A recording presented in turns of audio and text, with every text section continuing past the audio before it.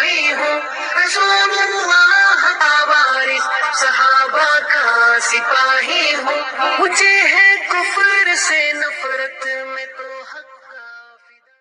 گھر سے نکلا تھا، میں 12 بیٹوں کے باپ ہوں، اس میں کچھ بچے دودھ پی رہے تھے، کچھ چلنے کے لائق تھے، کچھ دوڑنے کے لائق تھے۔ جب میں نے ان کی طرف مڑ کر کے نہیں دیکھا تو تیرے فوجیوں، تیرے سپاہیوں کی طرف میں مڑ کر کے نہیں دیکھتا۔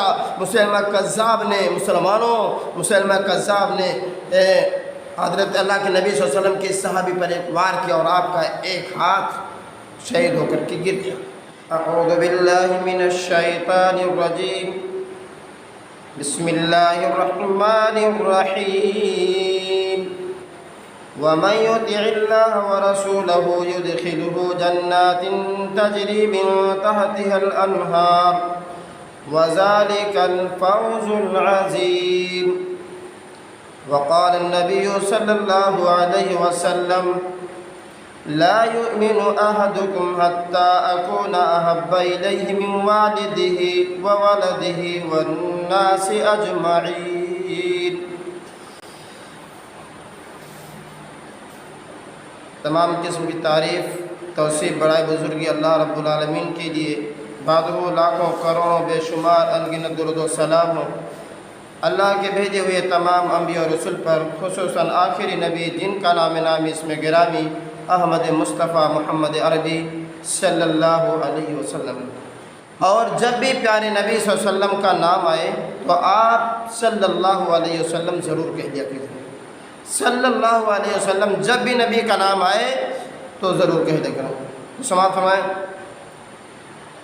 محمد سے محبت دین حق کی شرط اول ہے،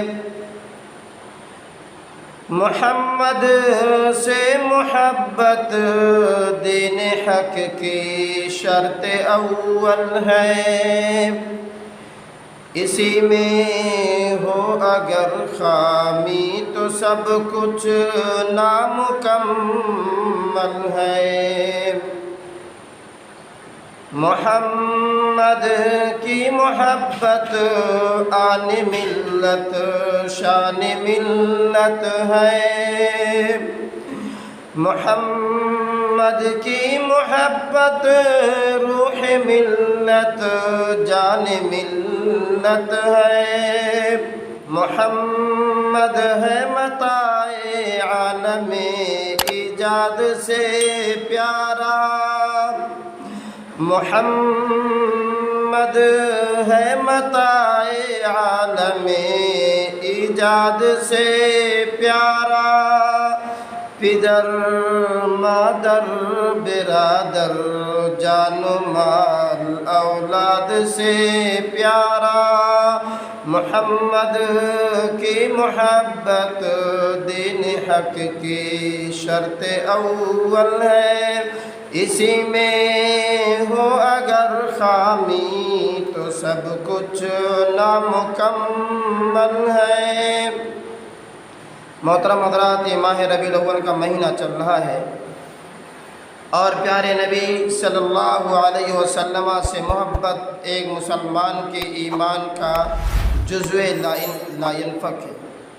اگر کوئی اپنے آپ کو مسلمان کہتا ہے، کلمہ پڑھنے کا دعویٰ کرتا ہے، تو اس کے دل میں پیارے نبی صلی اللہ علیہ وسلم سے محبت ہونی ضروری ہے۔ لیکن محبت کیسی ہونی چاہیے اور محبت کا اللہ کے رسول کی محبت اور اللہ کے رسول کی اطاعت سے فائدہ اور بینیفٹ کیا ملے گا، اللہ رب العالمین ہم تمام لوگوں کو پیارے نبی صلی اللہ علیہ وسلم سے سچی پکی محبت کرنے کی توفیق عطا فرمائے۔ محترم حضرات، اللہ رب العالمین نے فرمایا مَن یُطِعِ اللَّهَ وَرَسُولَهُ يُدْخِلْهُ جَنَّاتٍ تَجْرِی مِن تَحْتِهَا الْأَنْہَارُ، جو اللہ کی بات مانے گا، جو اللہ کی اطاعت کرے گا، جو اس کے رسول کی اطاعت کرے گا، اللہ اس کو جنت کے اندر داخل کرے گا جس کے نیچے نہریں بہہ رہی ہوں گی۔ وَذَلِكَ الْفَوْزُ الْعَظِيمُ، اور اللہ رب العالمین فرماتے ہیں کہ یہ بڑی کامیابی ہے۔ اگر کوئی جنت میں چلا جائے تو اس سے بڑا کامیاب کوئی نہیں۔ یہ بہت خوش نصیب انسان ہے جو اللہ اور اس کے رسول کی اتباع اطاعت کرتے ہوئے زندگی گزارے اور آخرت میں اس کا گھر جنت بن جائے، یہ ایک مومن کے لیے سب سے بڑی کامیابی ہے، اور میں سمجھتا ہوں کہ اس سے بڑی کامیابی کوئی اور نہیں ہو سکتی ہے۔ تو اللہ اور اس کے رسول کی محبت اور اطاعت کا یہ صلہ ملے گا کہ اللہ تعالیٰ جنت کے اندر داخل کرے گا۔ لیکن محبت کیسی ہونی چاہیے؟ اللہ کے رسول صلی اللہ علیہ وسلم سے اطاعت کیسے ہونی چاہیے؟ کیا ایسی محبت جو آج کا مسلمان 12 ربیع الاول کے دن کرتا ہے، ایسی محبت چلے گی؟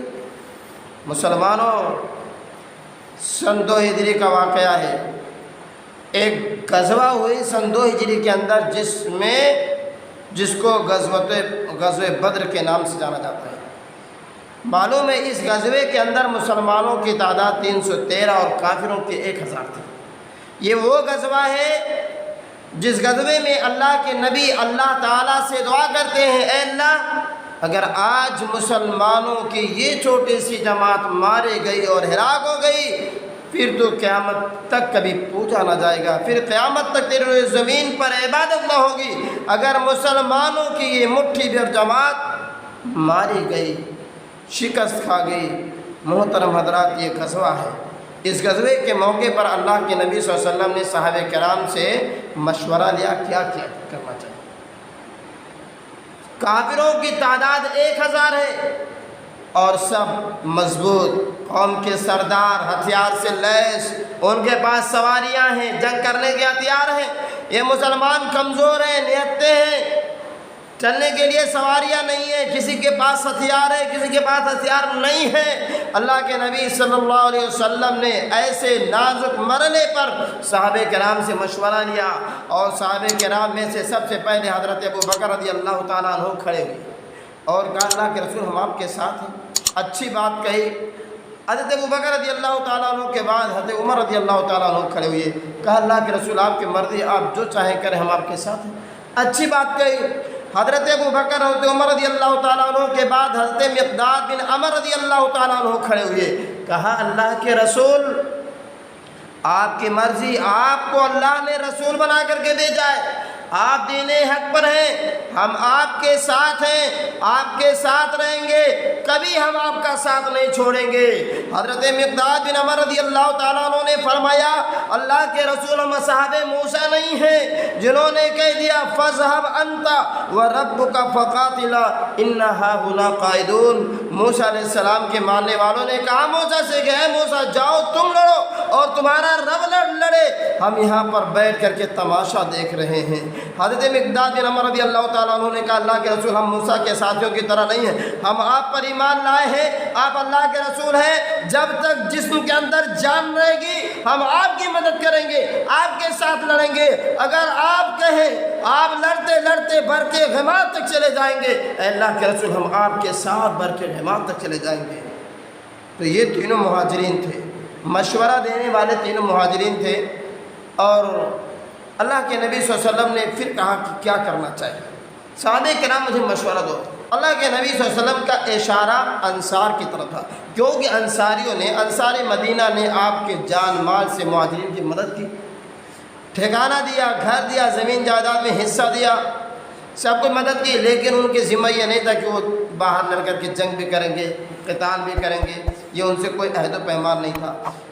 انصار مدینہ میں سے حضرت سعد بن معاذ رضی اللہ تعالیٰ عنہ کھڑے ہو سکتے اور فرمایا، اللہ کے نبی آپ کا اشارہ ہماری طرف ہے، ہم آپ پر ایمان لائے ہیں، ہم نے آپ کو رسول جانا ہے، آپ کی مرضی، جس سے چاہے تعلق رکھیں، جس سے چاہے تعلق کاٹ دیں، اے اللہ کے رسول ہم آپ کے ساتھ ہیں، آپ کے ساتھ رہیں گے اور آپ کا ساتھ کبھی نہیں چھوڑیں گے۔ اے اللہ کے رسول اگر آپ ہمیں سمندر کے اندر کود جانے کا، سمندر کے اندر چھلانگ لگانے کا حکم دے دیں گے، اللہ کے رسول ہم سمندر کے اندر چھلانگ لگانے کے لیے تیار۔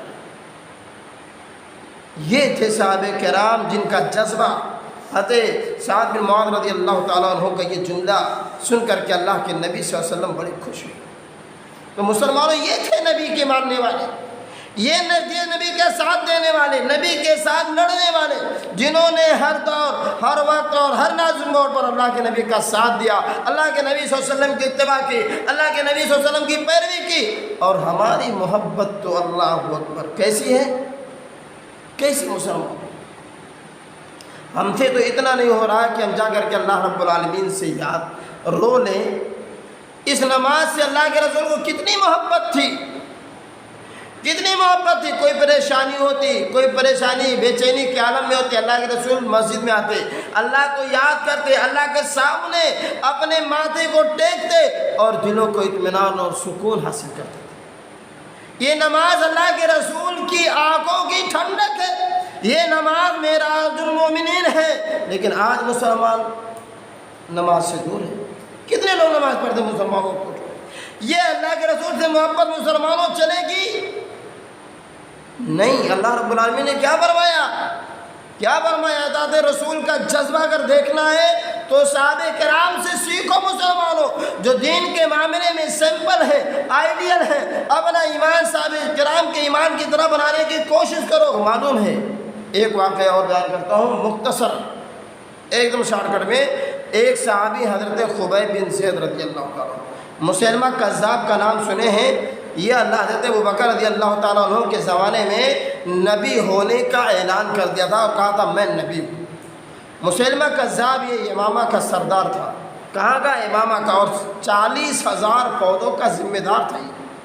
اس نے اللہ کے نبی صلی اللہ علیہ وسلم کے پاس خط لکھا کہ اے نبی آپ ہم سے صلح کر لیں۔ صلح کی دو صورتیں ہیں، ایک صورت تو یہ ہے کہ ہم جب تک آپ زندہ ہیں آپ نبی ہیں، آپ اللہ کے رسول ہیں، لیکن آپ کے انتقال کے بعد میں نبی ہو جاؤں گا، اس پر آپ دستخط کر لیجئے، اس پر آپ صلح کر لیجئے۔ یا فرمایا مسلمہ کذاب کا خط اللہ کے نبی کے پاس آیا اور کہا اللہ کے نبی یا تو آدھی ارض زمین، آدھی سلطنت کے یا آدھے جزیرۃ العرب پر آپ نبی رہیں اور آخر میں آدھے میں میں نبی ہوتا ہوں۔ اللہ کے نبی صلی اللہ علیہ وسلم نے جب مسلمہ کذاب کا یہ خط دیکھا تو اللہ کے نبی صلی اللہ علیہ وسلم نے جواب میں خط لکھا اور فرمایا کہ مسلمہ سن لے، میں اللہ کا رسول ہوں، اس میں کوئی شک نہیں، یہ سچ ہے میں اللہ کا رسول ہوں، لیکن تو نبی ہے، تو جھوٹا ہے، تو کذاب ہے۔ اور اللہ کے نبی صلی اللہ علیہ وسلم نے کذاب لکھ کر کے مسلمہ کذاب کو خط بھیجا۔ اب اس سردار کے پاس خط جا، کوئی معمولی آدمی نہیں تھا، سردار کے پاس خط جا رہا تھا اور معاملہ یہ تھا کہ اس میں لکھا ہے کہ تو جھوٹا ہے، تو کذاب ہے، نبی کا خط لے کر کے کون جائے؟ صحابہ کرام سے اللہ کے نبی صلی اللہ علیہ وسلم نے کہا کہ یہ خط لے کر کے کون جائے گا جس میں مسلمہ کے بارے میں لکھا ہے کہ یہ جھوٹا ہے؟ وہ سردار جب اپنے بارے میں سنے گا کہ نبی نے ایسا لکھا ہے، بتاؤ وہ صبر کرے گا، وہ سکون کی سانس لے گا؟ ایک نہیں کمزور صحابی حضرت خبیب بن زید رضی اللہ عنہ، جن کا پیشہ تھا کہ مدینہ کے گلیوں میں کھجوریں بیچا کرتے تھے، جن کے پاس 11-12 بچے تھے، جو جسمانی اعتبار سے کمزور تھے، یہ اٹھ کر یہ ہاتھ اٹھایا اللہ کے نبی یہ خط آپ کا، یہ لیٹر مسلمہ کذاب کے پاس میں لے کر کے جاؤں گا، میں جاؤں گا مسلمہ کذاب کے پاس۔ اور آپ کھجور کھا رہے تھے اور کھجور کا کچھ ٹکڑا صحابہ کرام کے جسم پر منہ سے نکل گیا۔ صحابہ کرام میں سے بعض نے کہا کہ ارے اللہ کے بندے پہلے کھجور کھا لیتے پھر جواب دیتے، پھر کہتے اتنی بھی کیا جلدی پڑی تھی؟ صحابہ کرام حضرت خبیب بن زید رضی اللہ تعالیٰ عنہ کا جواب سنو، فرماتے اگر میں کھجور کھاتا کہیں ایسا نہ ہو کہ کھجور کھانے میں لیٹ ہو جائے اور یہ ڈیوٹی اللہ کے نبی صلی اللہ علیہ وسلم کی تھی دوسرے کو دینے، اس لیے میں نے جلدی کی اور اللہ کے نبی صلی اللہ علیہ وسلم نے تلوار دیا، نیزہ دیا اور گھوڑا دیا، مسلمہ کذاب کے دربار میں پہنچے۔ اور اس زمانے میں بھی خط کوئی بادشاہ نہیں پڑھا کرتا تھا، بادشاہ کے پاس بہت سارے کارندے ہواری مواری کھڑے رہتے تھے، وہ بادشاہ کا خط پڑھتے اور بادشاہ سے آرام سے سنا کرتے تھے۔ مسلمہ کذاب کے سامنے حضرت خبیب بن زید رضی اللہ تعالیٰ عنہ کھڑے ہیں، اللہ کے نبی صلی اللہ علیہ وسلم کا خط پڑھا جا رہا ہے اور اس میں لکھا ہے کہ اے مسلمہ تو نے جو میرے بارے میں نبی کہا ہے، رسول کا، تو یہ سچ ہے، لیکن تو کذاب ہے، تو جھوٹا ہے۔ اور جب مسلمہ کذاب نے یہ جملہ سنا تو آگ بگولا ہو گیا. کہا اگر تنہائی میں یہ جملہ سنتا تو کچھ الگ بات تھی، تمام درباریوں کے سامنے یہ جملہ پڑھا گیا. مسلمہ کذاب آگ بگولا ہو گیا، خون کھول گیا. اور خبیب بن زید سے کہا جانتے تمہارے ساتھ کیا انجام ہونے والا ہے؟ حضرت خبیب رضی اللہ تعالیٰ عنہ بھی تنے کھڑے ہو گئے. کیا کر لے گا؟ تم مجھے پہچانتا نہیں؟ میں نبی کا ماننے والا ہوں، نبی پر ایمان لایا ہوں، کبھی جان کی پرواہ نہیں کرتا. جب یہ جملہ سنا کہ میں نبی کا صحابی ہوں، اور نبی کے صحابی کیسے ہوتے ہیں، صحابہ کیسے ہوتے ہیں، مسلمہ قذاب رک گیا. اور خبیب بن زید سے کہا خبیب بن زید ذرا پیچھے دیکھ لو، آگے پیچھے دیکھ لو، تمہارے آگے پیچھے دائیں بائیں میرے فوجی کھڑے ہیں، اگر تم نے ہلنے کی بھی کوشش کی تو میں جان سے مار دیں گے. حضرت خبیب رضی اللہ تعالیٰ عنہ نے مسلمانوں فرمایا کہ میں پیچھے کیا مڑ کر کے دیکھوں؟ میں جب گھر سے نکلا تھا، میں 12 بیٹوں کا باپ ہوں، اس میں کچھ بچے دودھ پی رہے تھے، کچھ چلنے کے لائق تھے، کچھ دوڑنے کے لائق تھے. جب میں نے ان کی طرف مڑ کر کے نہیں دیکھا تو تیرے فوجیوں تیرے سپاہیوں کی طرف میں مڑ کر کے نہیں دیکھتا. مسلمہ کذاب نے حضرت اللہ کے نبی صلی اللہ علیہ وسلم کے صحابی پر ایک وار کیا، اور آپ کا ایک ہاتھ شہید ہو کر کے گر گیا، ایک ہاتھ کٹ گیا. مسلمہ کذاب نے پھر ڈرانے کی کوشش کی، کہا باز آ جا. کہا نبی کے صحابہ یہ جھکنے والے نہیں. مسلمہ کذاب نے پھر وار کیا، آپ کا دوسرا ہاتھ کٹ کر کے گر گیا. مسلمہ کذاب نے کہا دیکھ تیرا حشر یہ موت ہے. محترم حضرات، ایک ایک کر کے حضرت خبیب بن زید رضی اللہ تعالیٰ عنہ کو اس ظالم نے، اس مدعیان نبوت نے شہید کر دیا. ادھر اللہ کے نبی صلی اللہ علیہ وسلم کا یہ صحابی شہید ہو رہا تھا، ادھر اللہ کے نبی صلی اللہ علیہ وسلم کی آنکھوں سے آنسو گر رہے تھے.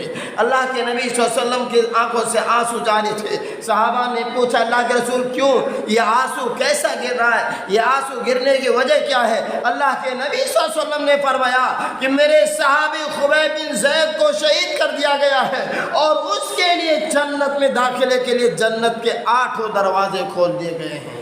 یہ ہے صحابہ کا مقام، یہ ہے صحابہ کا نبی سے محبت، یہ ہے صحابہ کے نبی صلی اللہ علیہ وسلم سے اطاعت. اور مسلمانوں، آج مسلمان گلیوں کو سجانے میں لگا ہوا ہے. جس دن اللہ کے نبی صلی اللہ علیہ وسلم کی وفات ہوئی، 12 ربیع الاول کے دن عید میلاد النبی منانا. مسلمانوں آپ سوچو، اللہ کے نبی صلی اللہ علیہ وسلم سے کوئی ایک حدیث، اللہ رب العالمین کے کتاب میں کوئی ایک آیت، صحابہ کرام کی زندگی میں سے کوئی ایک حدیث، ایک اثر نہیں ملتا کہ نبی نے کبھی ایسا کیا ہو.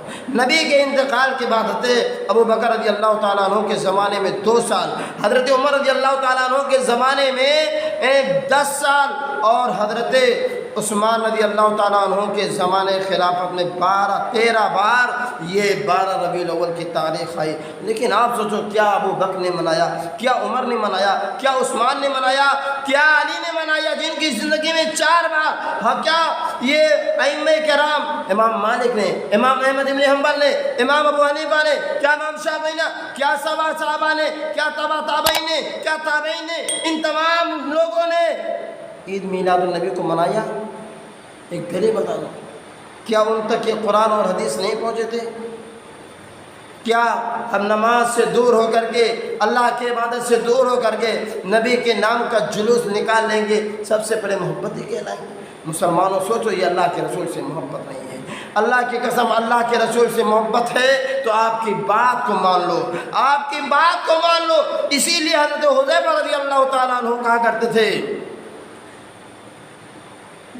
جن چیزوں کی عبادت ما لم یکن یتعبد اصحاب رسول اللہ صلی اللہ علیہ وسلم فلا تعبدوها، جس چیز کی عبادت یا جو عبادت نبی کے صحابہ نے نہیں کیا، وہ عبادت تم ہرگز نہ کرو. حضرت امام مالک رحمہ اللہ کا بہت پیارا جملہ ہے، فرماتے ہیں من ابتدع فی الاسلام بدعتا یراها حسنتا فقد زعم ان محمدا صلی اللہ علیہ وسلم خان الرسالہ. اللہ کے نبی صلی اللہ علیہ وسلم، یہ امام مالک رحمہ اللہ کا قول فرماتے ہیں کہ جس نے دین کے اندر بدعت ایجاد کیا، کیا کہتے ہیں؟ یہ بدعت حسنہ ہے، یہ اچھی ہے. مسلمانوں، یہ دین نہیں ہو سکتا. کیا فرماتے ہیں؟ جس نے دین کے اندر کوئی نئی چیز ایجاد کیا اور یہ سوچا کہ یہ دین ہے، تو یہ سمجھ لو کہ اس نے گویا کہ یہ گمان کیا کہ نبی نے رسالت میں خیانت سے کام لیا ہے، نبی نے رسالت کا حق پہنچایا نہیں، کیونکہ اگر چاہو تو تم اللہ رب العالمین کا قول پڑھ لو، الیوم اکملت لکم دینکم واکملت علیکم نعمتی ورضیت لکم الاسلام دینا۔ اللہ تعالیٰ نے دین کو نبی کے زمانے میں مکمل کر دیا تھا۔ اگر یہ عید میلاد النبی دین ہوتا، اللہ کے نبی آپ کے صحابہ ضرور کرتے، ایسا انہوں نے نہیں کیا، اس کا مطلب یہ دین نہیں ہے۔ اور آگے فرماتے ہیں، سن لو مسلمانوں یہ جملہ امام مالک رحمہ اللہ کا، کہتے ہیں وَلَن يَصْلُ آخِرُ هَذِهِ الْأُمَّةِ إِلَّا بِمَا سَلُوَ بِأَوَّلُهَا، اور اس امت کے آخر لوگ کامیاب نہیں ہوں گے، اس امت کے آخر لوگ فلاح نہیں پائیں گے، اصلاح نہیں ہوگی، ہدایت کے راستے پر نہیں آئیں گے، إِلَّا بِمَا سَلُوَ بِأَوَّلُهَا، مگر جس پر اس امت کے پہلے لوگ صحابہ تبع تابعین جن راستوں پر چل کر کے یہ لوگ اصلاح پر تھے، یہ لوگ کامیابی کے راستے پر تھے، جب اس امت کے آخر والے اس راستے پہ چلیں گے تبھی کامیاب ہو سکتے ہیں۔ اور آگے فرماتے ہیں فما لم یکن یومئذ دینا لا یکون اليوم دینا۔ امام مالک رحمہ اللہ فرماتے ہیں مسلمانوں کہ جو اس وقت دین نہیں تھا، جو اس وقت شریعت نہیں تھی، وہ آج تم کوئی بھی کام کر لو، کوئی بھی کام کر لو، کوئی بھی چیز ایجاد کر لو، یہ دین نہیں ہو سکتا ہے۔ لہذا مسلمانوں ہم تمام لوگوں کو ان خرافات سے بات لینا چاہیے۔ ہم دین سے دور ہوئے، دین میں نئی نئی چیزوں کو ایجاد کیا، بدعات اور خرافات کے چکر میں پڑ کر کے ہزاروں لاکھوں کروڑوں روپے اس میں برباد کرتے ہیں۔ ہمارا مسلمان بھائی غریب ہے، بھوکا ہے، بیمار ہے، اس کی بیماری کی کوئی پرواہ نہیں، علاج کرانے کے لیے پیسے نہیں، لیکن نکالنا بڑی مشکل ہے۔ لیکن بدعات کے نام پہ، خرافات کے نام پر آج مسلمانوں کے ہزاروں سینکڑوں روپے برباد ہوتے ہیں۔ آج مسلمانوں سمجھنے کی ضرورت ہے۔ آج اللہ رب العالمین نے ہم کو سمجھ دیا ہے، قرآن اور حدیث ہمارے ہدایت کے لیے موجود ہیں۔